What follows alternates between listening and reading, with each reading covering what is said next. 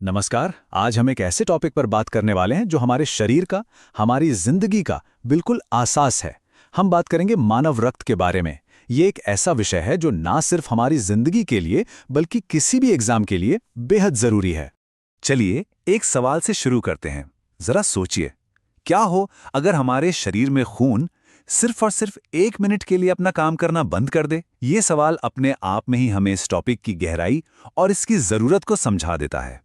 तो हमारा पहला भाग है जीवन की नदी, क्योंकि खून वो सिर्फ एक लाल रंग का लिक्विड नहीं है।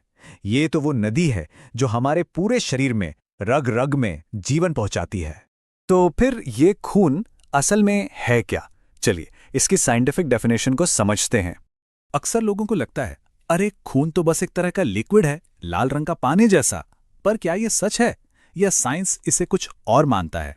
तो देखिए, साइंस में खून को कहा जाता है तरल संयोजी ऊतक, यानी लिक्विड कनेक्टिव टिश्यू।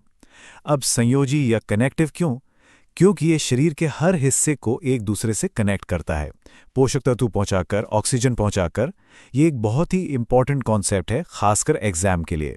तो इस परिभाषा से ये बात साफ हो जाती है कि खून कोई मामूली लिक्विड नहीं है, बल्कि एक बहुत ही कॉम्प्लेक्स और जरूरी सिस्टम है। सच कहें तो ये जीवन का वाहक है जो हमारे पूरे शरीर को एक साथ बांध कर रखता है।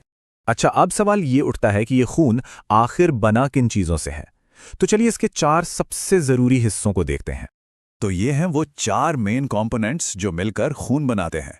पहला है प्लाज्मा, फिर है रेड ब्लड सेल्स यानी आरबीसी, व्हाइट ब्लड सेल्स यानी डब्ल्यूबीसी और आखिर में प्लेटलेट्स।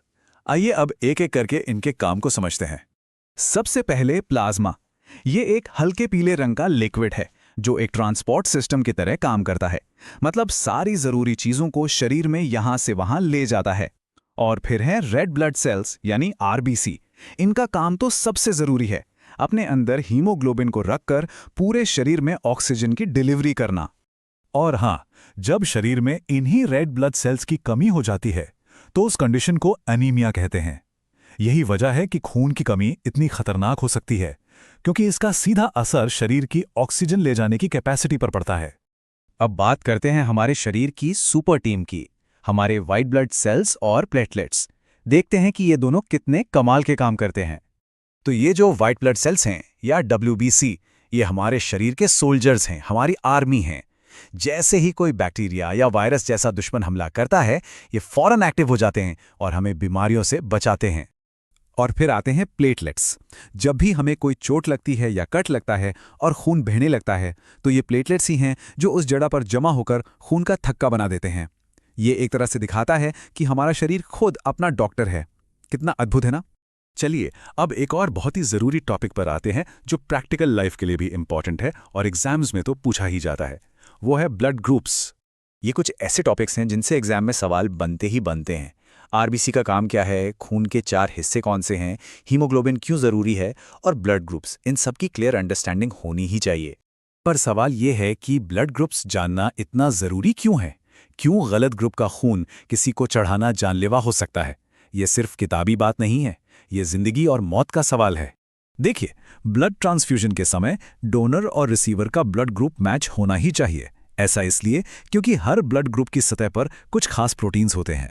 अगर गलत ग्रुप का खून शरीर में चला गया तो हमारा इम्यून सिस्टम उसे एक हमलावर समझकर उस पर अटैक कर देता है। जैसा कि इस चार्ट में साफ है, ओ ग्रुप वाला सबको खून दे सकता है, इसलिए उसे यूनिवर्सल डोनर कहते हैं। और बेचारा ए बी ग्रुप, वो सबसे खून ले सकता है, इसलिए वो यूनिवर्सल रिसीवर कहलाता है। तो अब आखिर में आइए हमने जो कुछ भी सीखा है उसे एक बार तेजी से रिवाइज कर लेते हैं, ताकि ये सारी बातें दिमाग में अच्छी तरह बैठ जाएं। चलिए फटाफट दोहराते हैं। खून क्या है? एक लिक्विड कनेक्टिव टिश्यू। प्लाज्मा क्या करता है? ट्रांसपोर्टेशन। आरबीसी ऑक्सीजन ले जाता है। डब्ल्यूबीसी हमारे सोल्जर्स हैं, हमें बचाते हैं। और प्लेटलेट्स घाव भरते हैं। बस ये हैं मेन पॉइंट्स। इस सारी जानकारी के बाद जो टॉपिक शायद कभी मुश्किल लगता था, अब वो एकदम क्लियर और आसान हो गया है। अब ये डर का नहीं बल्कि समझ का विषय है। और आखिर में एक बात याद रखनी चाहिए, खून के बारे में जानना सिर्फ किताबों के लिए नहीं है। जब हम इसे समझते हैं तो हम असल में उस कमाल की शक्ति को समझते हैं जो हमें जिंदा रखती है। तो ये हमें एक आखिरी सवाल पे छोड़ जाता है।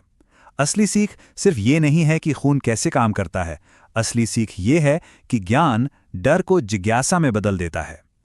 तो सवाल ये है कि किसी भी चीज़ को सीखने का हमारा नज़रिया क्या होना चाहिए, डर या जिज्ञासा?